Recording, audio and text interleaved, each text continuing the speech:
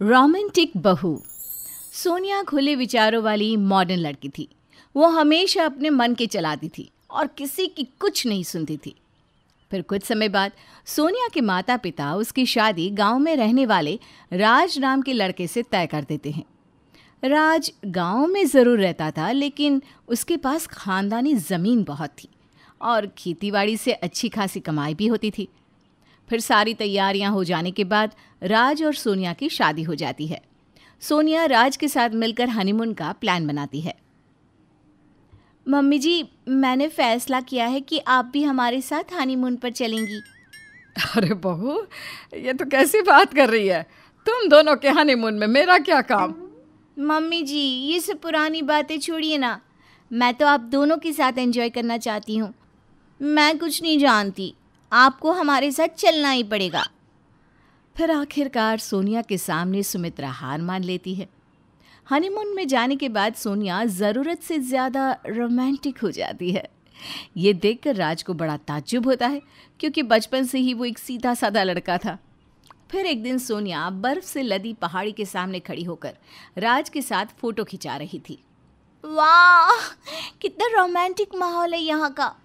मन तो करता है कि मैं तुम्हें किस करते हुए फ़ोटो खिंचवाऊँ। अरे नहीं, माँ यहीं पास में है, ये सब ठीक नहीं लगता। दूसरी तरफ सोनिया की बातें सुनकर सुमित्रा वहाँ से जाने लगती है, लेकिन तभी सोनिया सुमित्रा का हाथ पकड़ लेती है। अरे मम्मी जी, आप कहाँ जा रही हो? हमारे साथ आप भी फ़ोटो खिंचवाइए ना। अरे नहीं, मुझे छोड़ दे बहू, मुझे ना ये सब पसंद नहीं है। मुझे यहाँ से जाने दे, मैं तुम दोनों के बीच में दखल नहीं देना चाहती। फिर किसी तरह सुमित्रा अपना हाथ छुड़ाकर वहाँ से भाग जाती है। दूसरी तरफ राज भी सोनिया की हरकतों से बहुत परेशान था। सोनिया, तुमने माँ को लाकर ठीक नहीं किया। वो बेचारी हमेशा अनकंफर्टेबल महसूस करती है। अरे मैं तो सोच रही थी कि मम्मी जी भी हमारे साथ एंजॉय करेंगी, लेकिन तुम दोनों माँ बेटे ना बहुत ही बोरिंग हो। चलो ठीक है, वापस अपने गाँव ही चलते हैं। ये सुनकर राज मन ही मन बहुत खुश होता है। फिर अगले ही दिन वो तीनों अपने गांव लौट जाते हैं। इस तरह कुछ दिन बीत जाते हैं। फिर एक दिन, जब से मेरी शादी हुई है तब से मैंने थिएटर में एक भी मूवी नहीं देखी। चलो ना राज, आज किसी थिएटर में मूवी देखने चलते हैं। हाँ ठीक है, हमारे गांव के पास एक बढ़िया थिएटर है। शाम को मेरा काम ख़त्म होते ही मैं तुम्हें मूवी दिखाने ले जाऊंगा। फिर शाम होते ही राज सोनिया को मूवी दिखाने गांव के पास वाले थिएटर में ले जाता है। अरे ये कैसा थिएटर है? इससे अच्छी थिएटर तो हमारे शहर में है। देखो सोनिया, इस गांव के पास यही इकलौता थिएटर है।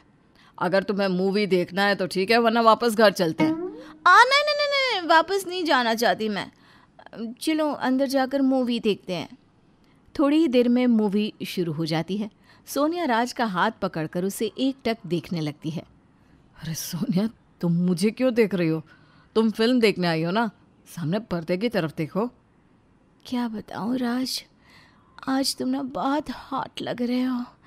मन कर रहा है तुम्हें ढेर सारी किस करूं। अरे देखो सोनिया, यहाँ ये सब ठीक नहीं है। घर जाकर तुम अपनी ख्वाहिश पूरी कर लेना बस। अरे ये क्या बात हुई? तुम मेरे पति हो, मैं जहाँ चाहे वहाँ तुम्हें किस करूँगी। मुझे किसी बात का डर नहीं है।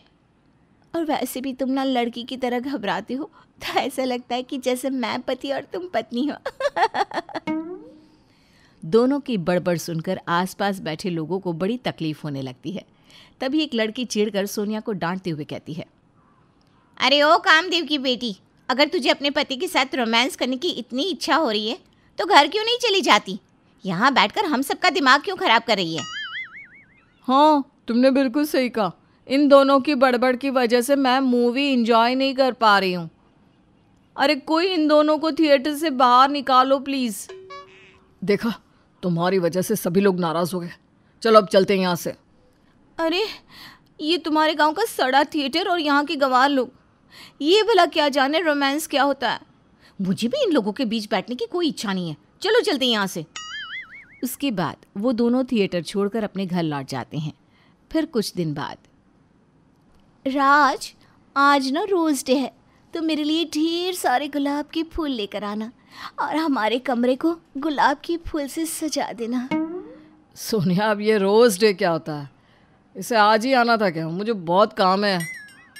रोज डे के दिन प्यार करने वाले एक दूसरे को गुलाब का फूल देते हैं। मैं कुछ नहीं जानती, तुम्हें मेरे लिए गुलाब के फूल लाने ही पड़ेंगे। ये सब तो ठीक है सोनिया, लेकिन हमारे गांव में गुलाब का एक भी पेड़ नहीं है। गुलाब लेने बड़ी सड़क के पास वाले बाजार में जाना पड़ेगा। तो इसमें सोचने वाली क्या बात है, जाओ जाकर ले आओ ना। देखो सोनिया, थोड़ी ही देर में सारे मजदूर खेत में पहुंच जाएंगे। वहां जाकर मुझे उन्हें काम समझाना है और भी बहुत काम पड़े हैं, इसलिए तुम मुझे माफ़ कर दो प्लीज़। हे भगवान, जब से तुम्हारे साथ मेरी शादी हुई है तब से मेरी जिंदगी पूरी तरह नर्क बन गई है, नर्क। मैं इतनी रोमांटिक हूँ और तुम एकदम बोरिंग इंसान। अरे पत्नी को खुश करने के लिए लोग न जाने कितने पापड़ बेलते हैं, लेकिन तुम तो बस हमेशा अपने काम के बारे में सोचते रहते हो। देखो सोनिया, ऐसी बात नहीं है, मैं तुमसे बहुत प्यार करता हूँ। बस फ़र्क इतना है कि मैं तुम्हारी तरह खुलकर अपना प्यार जता नहीं पाता। इसका मतलब ये तो नहीं कि मैं बुरा हूँ। रहने दो, तुम्हारी बातों में मैं नहीं आने वाली। मुझे अपना भविष्य साफ साफ दिखाई दे रहा है। मेरी जिंदगी पूरी तरह बर्बाद होने वाली है।